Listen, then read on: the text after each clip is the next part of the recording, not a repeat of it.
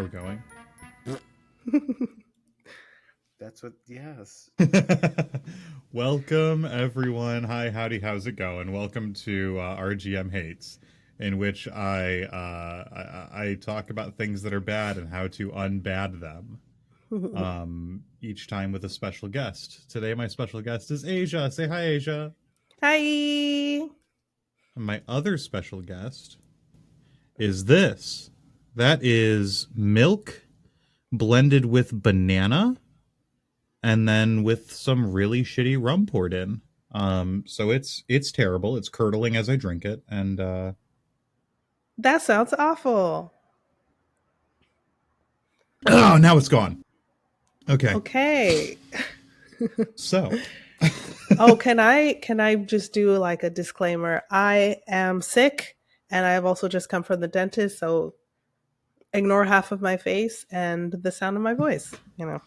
So, so between that and me just having eaten some booze, I think this is going to be a great episode. All right, alrighty. so what I thought would be fun to talk about today is the player onboarding experience, right? The experience of being a new player for tabletop role playing games, Dungeons and Dragons specifically in some aspects, and in some aspects just role playing games in general.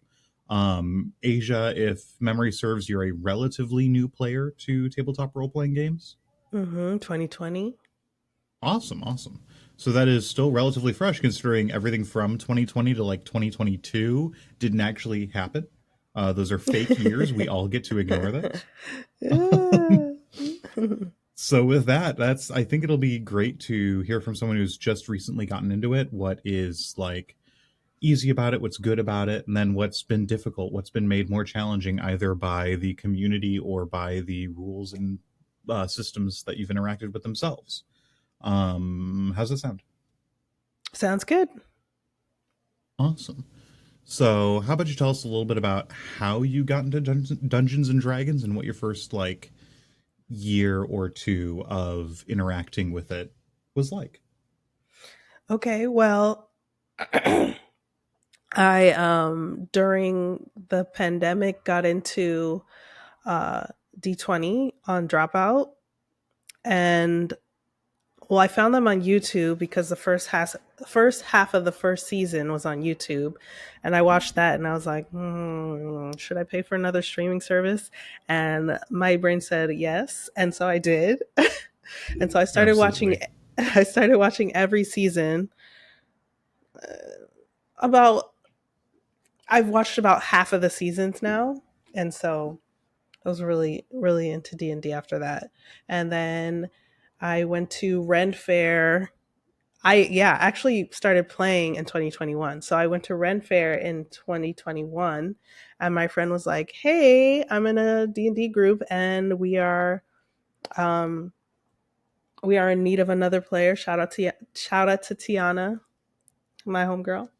And so I started with their group, and that's how I met Spencer, and that's how I got here. That's awesome.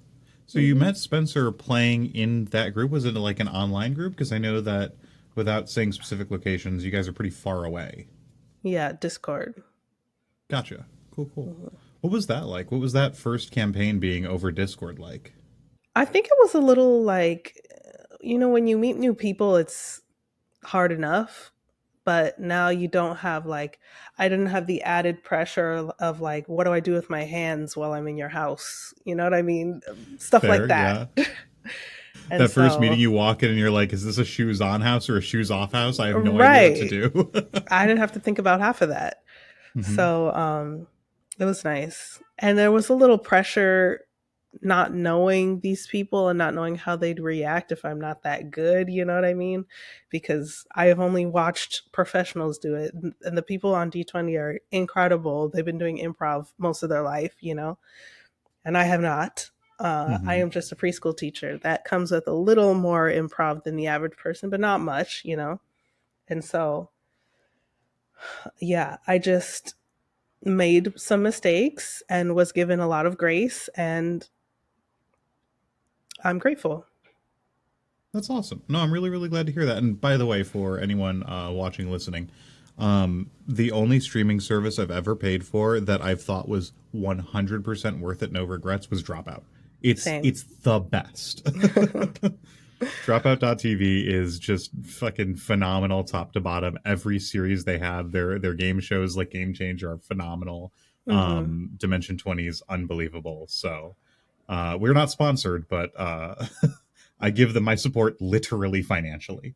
Hmm. Um, but yeah, no, that's really cool to hear. So personally, I generally dislike playing over Discord, playing online, because I feel like there's a little bit that's always lost in that digital experience. I like when everyone's at the table with me and I can genuinely look from person to person and have that immediate experience. I feel like it makes everyone's presence more well known. Um, but that's my preference. Keep in mind, I absolutely started in person. I started back in like my sophomore year of high school, I think. I picked up the fifth edition's starter box, their red box of sorts, and I started playing with my friends in person. And I had played in person all the way up until, gosh, probably 2018. So the first like 3-4 years of my experience playing D&D was always in person. So naturally, I prefer what I originally had. Have you played in-person campaigns since then? I have. However, I didn't. I was friends with the people that I was in the group with, but two of them, I didn't like how they played D&D, and then I didn't enjoy the character that I made either. So I don't know. It was not for me. Sorry, two immediate questions. Mm. One, what didn't you like about how they played? One of them is very much the type of person to get off track. He very much like, what do you call it, min maxing his Yeah, yeah, absolutely. character. Yeah. He did all the research. His character was so much stronger than anybody else's, Oh, which is yeah, not. and they end up like main charactering all the fights and everything. Yeah, and our team wasn't balanced well either. There was a lot of fighters and not that many healers. And when there was like a half caster, so he had some heals, and then we had some potions, which was fine. But and then that character, he was he would like, let's say you're supposed to get from one side of football field to the other. He's looking at the lines, he's investigating everything. I'm like, oh my god. Yeah, absolutely. Like there is absolutely something to be said about like playing the game in a way in which you are investigating everything you can, but there's a point in which like you just want to get on with the story. You just want to play the game that your dungeon master set up for you. Yeah. I totally get that. And he'll be Um like, I think it'd be funny if I killed this plant as we go along. I'm like, okay, relax. And we've then, all played with those people who are like, I think it'd be funny if, and every single time it's like, no, no, please, can we just please. move on? But also the DM, he hadn't DM'd much, which is not a problem. But like the campaign we were doing was a campaign from, it was like a pre-made campaign. Yeah. And so I think I could feel that too. And I like the creativity of like someone who's going to make a world. I'm not going to force anyone to make a world. I will just not No, play if that's absolutely. the case. But Yeah. I, I, um, I love when someone puts work into it. So, Yeah, 100%. I think there's something to be said about new DMs in general. Um and this is where we're getting kind of into the like advice for people who are getting into it, right? If you are new to the game, if you have the opportunity to play without DMing, play with someone else who's more experienced as the DM, absolutely do that. Not because you should never be new to DMing. No, no, no. Being new to DMing is fine. I DM'd before I ever played as a character. Um, but it's difficult. It's way more. I like. This is not to say being a player is easy. It's not. But being a DM is much more difficult than being a player, honestly, mm-hmm, because you're in charge of making sure everyone else is fine. mm-hmm. Um, if you have a table with a really good DM and a bunch of really good players and one really bad player, it's kind of tricky. Like, you have to be a special type of jerk to ruin the fun for everyone else as that one player. But one DM who's like kind of a jerk ruins the fun for everyone at the table. And so Mm. that's why I'm not saying you're not allowed to be a new DM. I'm not saying never try. I'm saying if you have the opportunity to interact with someone as they're DMing who's more experienced, definitely do that. And no, watching Dimension 20 doesn't count. Watching what's the other one? Matt Mercer's A Critical Role? Critical Role doesn't count, because those are, at the end of the day, television Professionals. productions, not exactly, not games. Yeah. Which is not to say that they're bad DMs or anything like that. They're wonderful, Hmm. but that's not actually the experience you're going to get. That being said, if you have no one in your group, no one you know who's experienced, feel free to DM for the first time. But this is where the biggest piece of advice I can ever give a new player: be open and honest in your communication. Be willing to accept feedback and be willing to give feedback. Because if you're a Hmm. new DM and you're doing something that is making people feel like they don't have agency, making people feel like they can't make choices, making people, whatever reason, making people uncomfortable, maybe you're making choices that you're comfortable with but go beyond some other people's boundaries, make sure you've cultivated an environment where people feel comfortable speaking up and saying, hey, that made me a little uncomfortable, or hey, I feel like we're being railroaded a bit, and then Hmm. take that feedback honestly, earnestly, and gracefully. That's by far the best advice I can give, especially for DMs, but for players in general. Make sure you've cultivated an environment where people feel comfortable talking, and make sure that you're actually genuinely very receptive to that feedback. You can be the worst dungeon master in the world, but if you're willing to listen and take feedback, it won't be long before you're doing a phenomenal job and everyone's having a great time because you're facilitating it. That, yeah, that goes miles in anything too, not just DMing.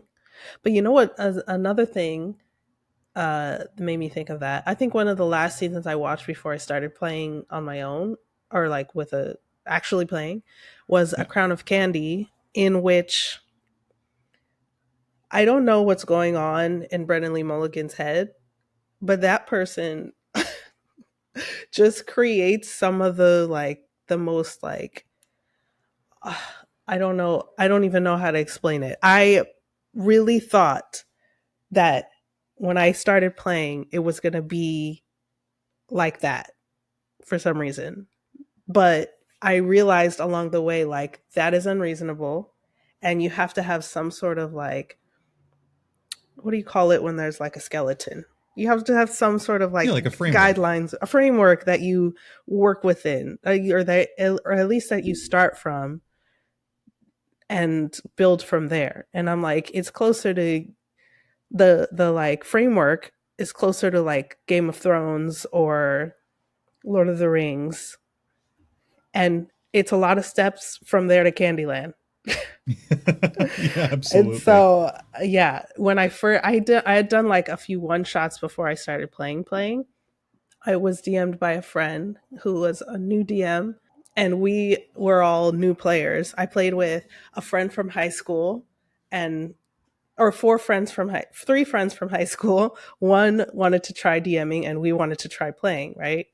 So everyone was new. And I was like, this is so different from D20. Because we knew nothing. But I was like, okay, that one Absolutely. was my wake up call. Yep. Yep. And it's good to have that in an environment in which you're with friends, with people you know. I've definitely seen the horror stories that come from people getting that wake up call with exclusively people they don't know that they met in like a gaming club or something like that.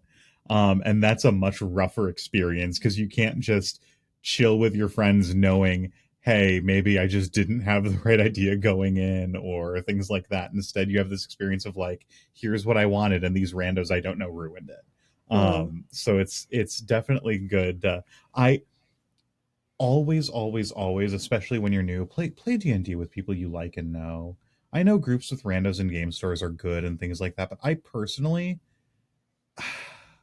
the investment that is any tabletop role playing game long form that is like a campaign, anything like that, it's such a commitment and it's giving so much of your heart and soul to really have that great experience. You are, even if you were playing the most like just crunchy numbers heavy game, you're still creating art collectively with people at the end of the day. And to Mhm. do that with people that you don't like or don't know if you'll like is it's a rough experience. Feel free to bring people in, feel free to make new friends through it and things like that. But especially when you're new, if you have the opportunity to play with friends that you like, definitely do that. And I know that this is starting to turn into just DM advice for new game masters and stuff, but huge piece of advice that is great for new players, new DMs, new everything. Um, Set expectations with people early on. The idea of a session zero or a questionnaire or whatever. Questionnaires are great because they can be anonymous. People can feel comfortable knowing that they're not going to be called out if they're the odd one out in some sort of preference or boundary. Um, because even though no one should ever be like called out for having boundaries, you can never know. Some people are assholes. Like that's just the Yeah. fact of the matter, unfortunately. Mhm. But like having the expectation going in of there are a ton of phenomenal questionnaires out there. Maybe we'll like link a one that I like in the comments or something like that. Um, but having something to say, hey, this is the type of fantasy we're playing. Hey, here's the kind of experience we're going for as far as role playing versus combat versus exploration. Here's what we're looking at as far as the potential for romance, the potential for gore, the potential for whatever.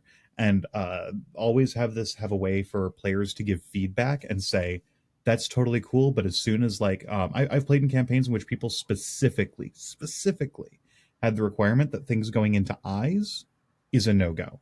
They can Mm. see someone disemboweled 1,000 times over, but as soon as it's like a needle or something in the eye, they're like, nope, cannot do, absolutely not. And it's so good to know that going in, because then the descriptions that I would normally give of like, you fire a crossbow bolt and it pierces right in the eye and out the back of the head, like you immediately have the Mhm. idea to go, nope, cannot use that description. It's Cannot within go the that realm of route. possibility. Yep, exactly. And so that's such an important thing. Players, feel free to always suggest it to DMs who don't do it. DMs, you should always have some sort of session zero or questionnaire or both going in beforehand to say, here are what you should be expecting in this campaign. And here, that way, if someone doesn't jive with it, they can say no. They can go later, or you can adjust depending upon how it is. I Mhm. love going with like darker, like very metal, very low fantasy campaigns and things like that, in which it's a lot of like, yep, you're going into a terrible hellscape and doing blah blah blah. But some people want something that is more on the Candyland side of things, and they I'll should get it know that someday.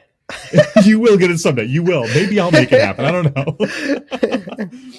But like you should know ahead of time if your player's expectation and your expectation don't jive, so that you can either work together to find some common ground, one of you can adjust, or they can say, cool, this one's not for me. And that's totally fine. It's always okay to say this one isn't for me. There will always be another campaign. There will always be another group. Frankly, I always end up with too many groups. I end up with a 5-person limit on my campaigns and 50 people I know asking to play. So But there will popular. always be another one. Well, yeah, I'm just everyone loves me so much. No, yeah, that's why there's something to be said for compromise, because I can be so cute as Althea in this like barren, snowy landscape. Mhm. And I'm just allowed to be this flowery self of mine. Absolutely. Yeah, there's no point in which you're like, I want to crochet a flower that spits fire. And I'm like, you can't do that. That's not really on theme. I'm like, no, Right. absolutely. Wouldn't you Go set for yourself it. on fire? Crocheted stuff catches fire too, Althea. Like, no. Facilitate the fun. That's what you're here for. Mhm. Oh, and Oh, man. to Mhm. give that guy I have played with some credit, when I first came in, I didn't know what to look into. When I played with my high school group, he was like, "All right, you come out of the tavern. To your left is an open road. To your right is a cave." I'm like, And then there's like, oh, there's to this front, there's a store. And I'm like, okay,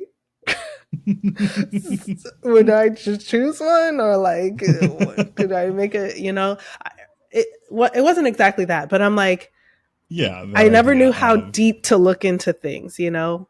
yeah. I don't know. No, absolutely. I mean, that's a really good thing to know. I Oh feel like it man, this depends on the is DM. good. Yeah, absolutely. This is more DM advice. Oh man, I'm just sorry. No, because play Um new yeah, DMs could be new too. absolutely, absolutely. Make sure you give your players direction. Don't railroad them. Don't force them to go down a path, but always give them a place to go. I actually personally, this is a more advanced tip if you want to. Um, Ooh, that needs an ooh. infographic. Advanced tip. Advanced tip. So, the way, and you'll notice I don't do this as much in our campaign because our campaign is again a production more than it is a game. But DMs, the common rule that I love is utilize the rule of threes. 3 points of interest, three things to do, three whatever. Even if you give your players one goal, either give them three ways to accomplish that goal or three interesting things they could do that goal and two other things, right? It doesn't always have to be here's three quests. It can be here's one quest, and when the players say okay cool, what's the best way to prepare for that, you can say oh well, you can just go to the cave and do the thing. You did hear that there was something interesting about the shopkeeper nearby that might know more about it, Mm. or there's another village a little ways down that's been attacked by whatever's in the cave, or whatever. So they have three options. That way, it's never overwhelming, but it always makes them feel like things are open ended. Mm. Because if you give them one option and they go, well, I kind of want to explore around, then you end up with this weird open-ended thing in which they're going all over Timbuktu, accomplishing nothing, They're and off you have the to edge of make the everything map. up on the spot. Yeah, exactly, exactly. So that's the best way to give people freedom, but to still keep them on track is utilize that rule of threes and utilize it in everything, honestly. You want a puzzle that people have to get through a special door, have three things they either have to interact with or three ways to get through the door, and you give like a hint at each one when they enter the room. That way they have multiple solutions or a series of events to follow, whatever. The rule of threes is great in all things, in comedy and art, in DMing, across the board, everything. Yeah, this is a good one for DMs.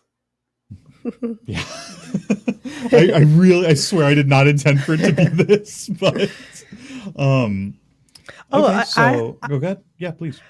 so the guy who was supposed to be the DM, our former, the DM for my other group, he Hmm.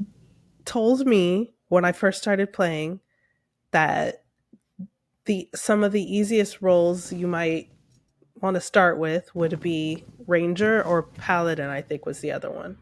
Do you agree with that? Um I don't think so. So here's my issues with those classes. I think in general the easiest class to start with, literally the easiest across the board, is Champion Fighter. There's nothing easier Ooh. than Champion Fighter. Because Champion Fighter doesn't get combat maneuvers. Champion Fighter doesn't get any of that. They get like a heal, an extra action, and they swing a lot, right? So like there's not too much going on there, and it's fine. I almost think it's a little too boring, but that's a personal preference thing. I think that I know that when you started you were playing 5th edition. I think 5th edition's Ranger is so like you need a really really good dungeon master for Ranger to be fun, in my opinion, because so much of Ranger as a class is built around maximizing exploration. This is other than obviously Gloomstalker, which is just busted in every scenario. But other than that, Ranger is heavily dependent upon, because so many of their abilities are exploration based, heavily dependent upon a dungeon master who's used to and can utilize those exploration skills to make your gameplay engaging and fun. Hmm. New 5.5 Ranger doesn't really do that, as all of that's been swapped out with just making Hunter's Mark stronger. So it's not as much of an issue now. I think now Ranger is better than it used to be, but at the time that you started, if there was anyone playing original 2014 5th edition, I don't think the Ranger's that much fun to start with, because I think they're too confusing to make work to start That with, is so especially at the level of the interesting other players. Oh, because I'm still playing with that character and I love her. Love her to death. All I've had right. like I mean, hey, if you're having I've fun had with like it, go ahead. I've had like 6 characters, and she is my second favorite after Althea. She might, I don't know. They, I haven't, Mhm. she's level 12, and Althea's Mhm. only level like 6 or something. So I don't know.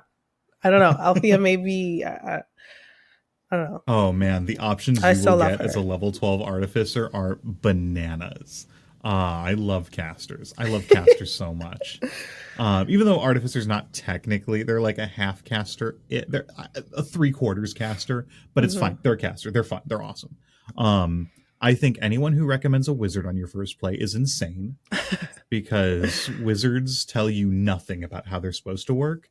You just need to know all of the spells in the game well enough to create a fun character.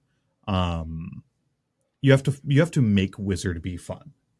I think here's my take. This is one of the classes that a lot of experienced people I've talked to do not like because they're too straightforward. I think they're wonderful for new players who have a bit of a grasp on the game, or at least are starting at level 1. Warlock. I Ooh. think Warlock is awesome. So I don't think I've ever my played go with a ahead. warlock. Oh, they're phenomenal. So they're really, really good. They're hard to fuck up. Um, this is one of the issues that a lot of other role-playing games have. This is actually one of the few things that I will praise 5th edition D&D for. Um, is it's really easy to put stats into a character wrong and fuck up the Sorry. character, ruin him. Sorry, I have played with a warlock. As soon as I said that, I was like, wait a minute. I thought there was Oh okay. man. Never mind. I thought it was called something different. No, you're totally fine. You're totally fine. Um, Sorry, so our one of the producer is a things, warlock in our other campaign. yeah. I um, forgot. yeah, we actually just got the message in our chat for this recording session of like, hey, I'm a warlock. That's gold. So, Yes, okay. yeah, but yeah, that's one of the things is with warlocks. If you don't know what to do and you want something as simple as a fighter, warlocks have Eldritch Blast, and it is Yes. so blatantly obvious that the class is like built to utilize it, that you're not going to miss it. You're not going to miss out on it. You're going to know that it's there, and you're going to know how to use it like intrinsically. And so if you want to just play a fighter, but instead of using a sword, you use one spell, it's Eldritch Blast, and it works beautifully. It's so much fun. Mm. If you want to get deeper into it, the Warlock actually has a decent amount of spell casting, so you can start getting into the weird, fun stuff and mixing and matching your spell kit to have certain things that you activate the right way to make fun stuff happen. So you get kind of a taste of the wizard experience if you want to delve into that complexity. And so that's the cool thing Mm. is Warlock gives you all that flavor. I think Monk is very similar in that way. And I will always rep monks because I think monks are super fun, even though they were terrible in original fifth. They're Mm. better now in 5.5, and I just love playing monks whenever I get the chance. Um, yeah, so Mm. that's what I would say my preference for if you're just starting out. Maybe new ranger is fine, but if you're just starting out, I personally like. I think paladin's fine. I think warlock's awesome. I think monk is awesome. Mm. Um, don't play wizards. I was told not to play a cleric or an artificer when I Yeah, first that's fair. started. Yeah. No, that's totally fair. Cleric is just the wizard with healing, and artificer is so artificer subs out some of the complexity of a wizard with brand new, even worse complexity. Like, I personally think the warlock is the most convoluted class. I also love them with every fiber of my being. Yeah, I when I first started, my character who's a ranger now was originally a bard, and I played her in that one shot with my high school friends, Mhm. and I found it boring. And I Oh and I yeah. was so upset because I like to sing, right? And so I was like, "Oh, well, maybe I'll sing some of her spells or something." Hmm. It was awkward.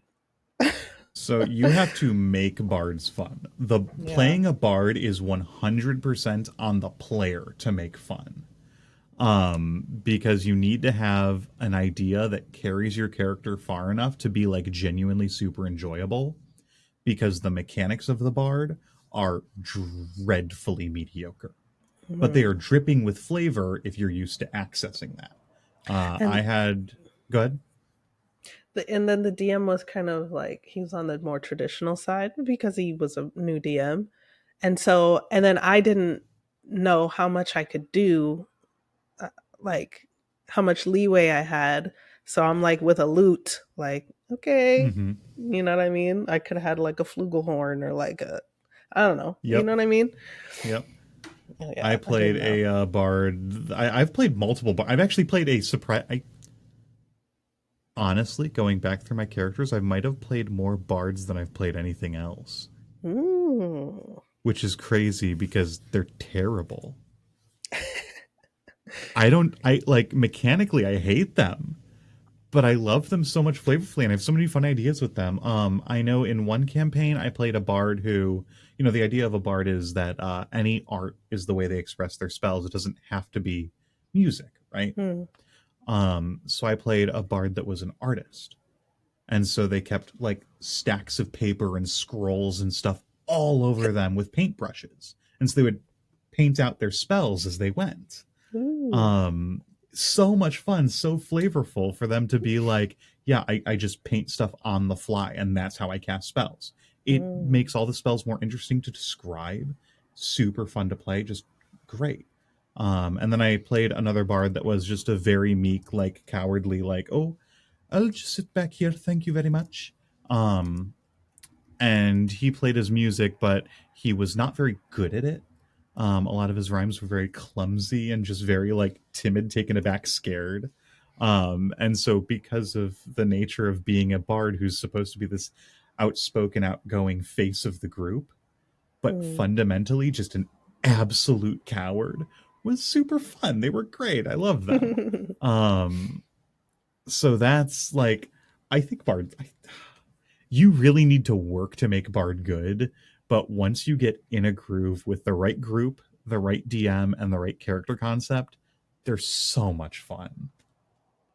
Yeah. I I'm drawn to the support classes because that's what I've always played in other stuff. I had a really good group of friends who I played League of Legends with, and so I would mostly play support. It's just Hmm. I'm more comfortable because I've never been those people who plays Call of Duty or like Halo, or I'm not the shooting type of, you know what I mean? Yeah, absolutely, I'm not a absolutely. melee, I'm not a whatever. And so, yeah. No, I totally get that. I'm curious, how do you feel about the support classes that exist in Dungeons and Dragons specifically right now? Um I haven't played too many of them, honestly. Uh Artificer's Halfcaster. I've also played a barbarian and a rogue and a ranger. So You've played like no that's proper support what I'm classes. saying. I haven't played any support classes. And when I first Wow. started, I wanted to do either cleric or artificer. They were like, Hmm. no, that's those aren't good to start with. So I was like, I okay. And mean, so now I get to yeah. play an artificer. And soon, when I get a little better, maybe I'll play a cleric. But um, yeah. What do you So think is the easiest support class? Or is a warlock a support class? I'm not here's sure. my honest opinion about Dungeons and Dragons as it is right now. Hmm. I would make the argument that there aren't any support classes. Okay. The Say reason being more. Yeah. The reason being is clerics and pallies have a lot of healing spells. But that's for the most part. Obviously, there's sanctuary and stuff like that. But for the most part, that's kind of where their support ends. Hmm. Um, I think a phenomenal example of this, and you got to see a little bit of this in the Halloween one shot. Hmm. Anyone who hasn't Ben, watched the Halloween one shot, please do. It's awesome. do your research. Uh, yeah, exactly. Do your research. Uh, yeah, Ben's class, in which he was giving people movement on reactions, in which he was giving people extra actions by foregoing his, giving people his space in initiative, which he had a large initiative buff to. That is actually support because it's utilizing your teammates' strengths and making them better in a way that is strategic and fun for you still. Was And he that was a not a homebrew paladin? class. No, he's a homebrew Oh, class. Completely homebrew class okay. called the Tactician. The tactician. Yep. Okay. All of Because those I couldn't mechanics that you were, tell. yeah. Yeah, all those mechanics that you were experiencing there, in which he was like giving you all of those boons in lieu of his own abilities, were all custom. There's nothing in the game naturally that does that. And Interesting. That was pretty yeah, and cool. that's what I would call a support class. Yeah. Well, I had played healers before D&D. Yeah. Because that's the thing, is that's all That's you cool really though. have is a healer. Because that's the thing, is I think a wonderful comparison is League of Legends, right? Sona has her four abilities, and they're the My stun, main. as are all. Yeah, okay, you're a Sona main. Of course, Yeah. my wife is a Sona main as well. Love Absolutely. it. Awesome. So she has her movement speed buff, her heal, and oh, what's the Um, third one? it's like a poke. Oh no, that's her. Wait, what is it? Oh yeah, it's a poke. It's just a poke. It's nothing else. Tona gains a temporary aura that grants allies tagged by the zone a bonus damage on their next attack against enemies. There it is. Okay, so it's also the bonus DPS for your ADC. Realistically, Yes. okay. Oh man, I love League of Legends. It's so Me terrible. I love it too. so much. I miss those days. Yeah. When I could Oh stay up till man. 3 a.m. Now I am in my 30s and I cannot do so. I will be ruined for Oh, days. that was a glorious time. Okay. I want to talk about League of Legends more, but this is a tabletop games podcast, so we'll move back to the Focus. topic. Our producer just sent a message saying next time. Okay. So back to it. I had the one other question of, you were playing D&D while new. What mechanically, what in the physical rules of the games did you find really easy to jump into, and what was really hard to jump into? Well, it's hard to jump. Let me start with hard. It's um the role play aspect. I had to create her and become her before I knew her. Like I had to create Yep. her and know her and then become her. But it's hard to know her that quickly when I need to become her from the beginning.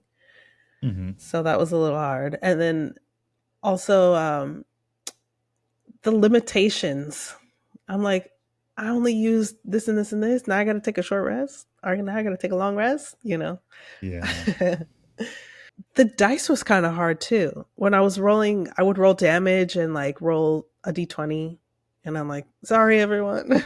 So I like had to use D&D Beyond for a long time in the beginning because then I could Absolutely. exactly use the right dice.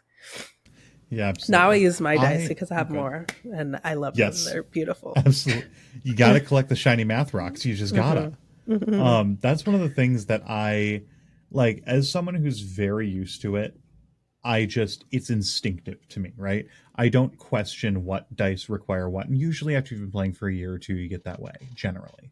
Um, but every single time I see a new player start, they have the same issue with, I don't know which die to roll. And I guess it's, you forget how tricky it is to remember, because you've just been playing so long and entrenched in it so long that, like, yeah, of course that's a D6, and of course it's this one. Like, those things are just intrinsically connected in your head after you've been playing long enough. um when you're playing with new players, man, you gotta be patient with them. You gotta be willing to, like, take a look and say, hey, it's okay, it's this instead of that, and acknowledge that it's gonna take time for someone to get into it. And as far as the role play aspect, that's difficult. Mm-hmm. It's really tricky because you're absolutely right. You have to know them before you know them, Mm-hmm. because you can't create a character unless you're super used to improv and acting and all that. Unless you've been doing that for years. Um, when you create a character, you don't know everything about them. You don't know all their mannerisms. You don't know how they feel to embody as a person. And stepping out of your own shoes and into someone else's is really difficult if you've never done it. It's incredibly difficult. Um, I found personally one of the tips, and I know that this sounds ridiculous, but this is one of the things that actually helps me a lot when working on a new character.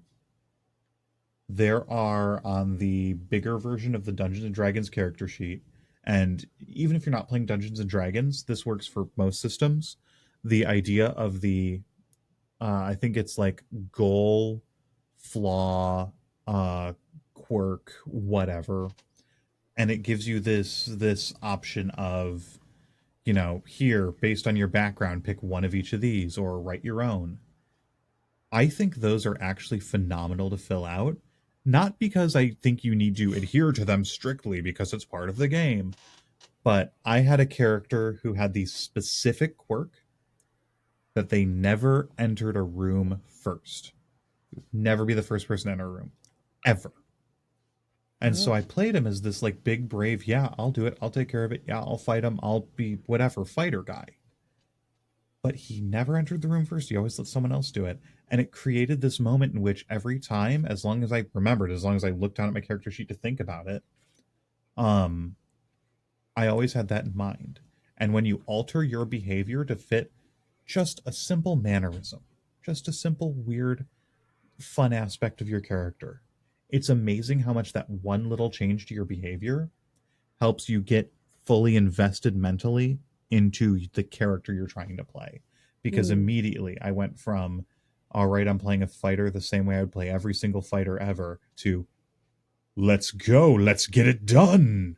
Right after You can you. go, you can go right ahead. Just you first and we'll get it done. That's And it fun. created this really fun dynamic in which, like, this turned from a typical fight 'em all guy to, like, a fun character. Mm-hmm. It's not going to give you everything that gives your character depth and arc and story, but it'll be just enough to make them feel interesting and like a character, and like you're not just playing, a video game where you're putting in inputs and getting out outputs. You're actually role playing and interacting. Yeah. And one of the easier parts for me was, I mean, as a girl who grew up on, I don't know, my scene and like Girls Go Games and all of that, I I could make her very easily. Like once I knew what race I wanted, I'm like, okay, what color do I want, you know? Like because my first character is a Triton and her skin is like turquoise and her hair is purple and she has like this big curly afro. I'm like, okay, now I see her. Now Yep. this is easy. And I'm like, okay, she has Yep. a bow. What does her bow look like? She's a Drake warden. She has a huge toad as her dragon. What does he look like? What does she look like? You know what I mean? And Yeah, so that's awesome. that part, backstory was kind of on the easy side. Sometimes I don't find it easy. Like the character I was saying that I was not fond of wasn't easy. Another character I wasn't fond of was a teenage tabaxi barbarian. It was hard. Like, I know there's the rule, like, don't play kids. It was hard. It's hard. No, it is. It absolutely is. And then, like, her backstory was hard to come up with, too. We were also, like, within like a kingdom sort of setting. And I'm like, okay, who is she in the, like, I don't know. I feel like I have to like the character. That's very important to me. Absolutely. But visually, I could make a character all day. I can make a character visually. I have that imagination like that. That part is easy. Good. And then I don't know if I said this about the dice, but it's when you don't know D&D, it all runs together. So like Oh, yeah. if you know D&D, you're like, okay, ability checks, that's a D20.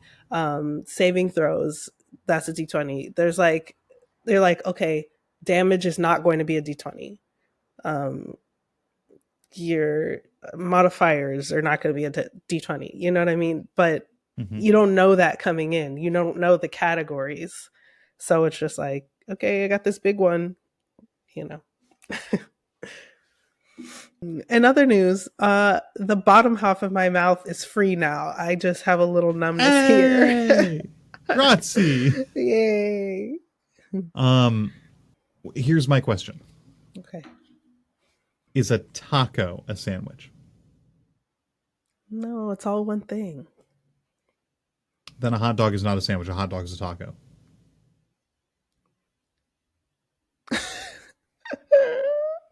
Oh, how about this? I don't know what you want from me.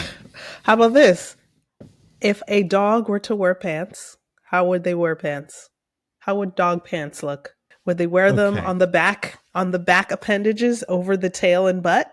Or would they have 4 and would they wear them across the whole bottom of their body? So firstly, wearing them across all 4 legs is completely impractical.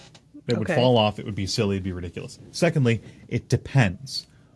What is the purpose of pants? That's what I said. It's to cover the butthole, right? Exactly. If the point of pants is that your genitalia are taken care of, are encapsulated, then yeah, it's over the back 2 legs and like just up to like dog penises go way too far up their torsos. It's terrible. As until it ends. It would stick out in the front. Yeah, exactly. You'd have to like have it go like halfway up to like almost their rib cage to cover everything to serve the purpose of pants. Yeah, like that's the point. Hilarious. And a shirt covers your nipples, which is why a shirt on a dog goes over their front 2 legs. That's true. It's not about putting your arms through the thing. It's about covering your titties. And so for a dog, it's front 2 legs. All right. All right. I'm gonna start crying. End it. It's the thing to take away from this. It's about covering your titties. Gotta cover your titties. Come on. Just flaunt those things out here. What are you doing? I mean, but if you're a new player, just be yourself. If you're a new player, be yourself and cover those titties. And cover please. your titties. Yeah. We're trying to all be productive and create a game here. Let's all keep on. Oh, you know what? Whether you know you're a new player or a new DM, communicate often. Yeah. Absolutely. Be open to, I don't know if the word criticism is correct, but just like be open to like if someone tells you, hey, it's usually done this way, be like, okay, cool. Thank you for telling me. You know what I mean? There was I used when I was a ranger, I used lightning arrow. I don't know, maybe this will go out of order because I was using lightning arrow and I kept using it. I kept trying to use it and then I kept trying to use it in the wrong place or something. And he was like, it's a bonus action. It's a bonus action. He had to tell me like 3 times. I'm like, I'm so sorry. I keep forgetting. It's okay. It happens to the best of us. Oh, yeah. Be open to collaboration. And yeah, I mean, you're new. You're coming into something that's already formed. So come into it with the mindset of learning. Absolutely. 1000%. So there you go. That'll be our ending message for the day. Open communication. Be willing to listen, be willing to change, and be willing to give people honest feedback in return as well. And be yourself. Be yourself. Absolutely be yourself. It's okay to be new to things. If people are being assholes to you because you're new, then those people are assholes. And that's a them problem. That's a them problem. Mm-hmm. I know that like sucks to hear because it's like I hate being in socially terrible situations which I have to tell people that like I don't want to interact with them. Mm-hmm. Yeah, I know. But trust me, that 1 minute of like deep awkwardness is worth the hours and hours and hours you'll waste being miserable interacting with them. Yep. Yeah. Be sure to like, subscribe, comment how you wear your pants, and watch all of our other content. Watch us play the Halloween episode and all Watch the that shit. Halloween one shot. Yeah. Thank you and goodbye. Bye.